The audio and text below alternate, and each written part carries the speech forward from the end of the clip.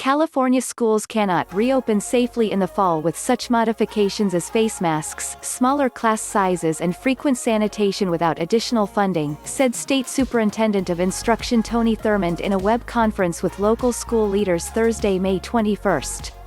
His plea came days after Governor Gavin Newsom projected budget cuts for public schools by some $19 billion over 2 years as local school districts face mounting pandemic-related costs like technology purchases and food distribution.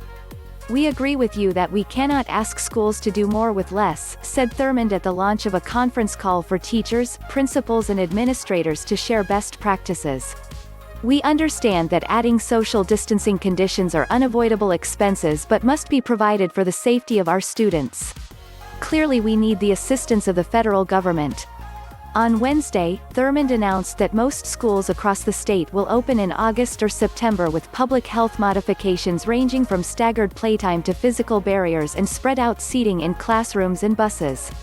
Some school districts may offer a combination of in-person and distance learning. The Center for Disease Control released guidelines Tuesday for schools to safely reopen and an online tool for how school leaders can make decisions to do so. They include suggestions for modified classroom layouts, like having students sit facing one direction instead of toward one another, staggered playtime and serving meals in classrooms instead of cafeterias.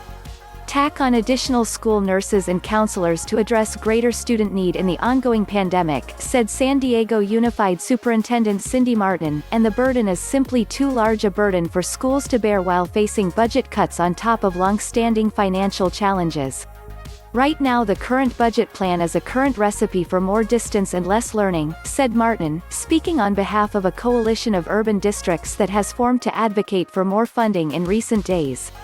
"This August we want to get back to school and we want to go back safely. We want to open for families every day because that's the only way our parents can get back to work. This is not politics, this is math.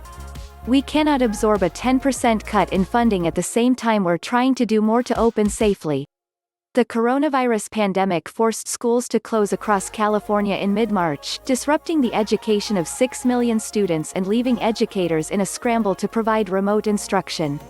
A persistent digital divide between students with and without access to technology emerged, especially in rural districts and those serving students from low-income families.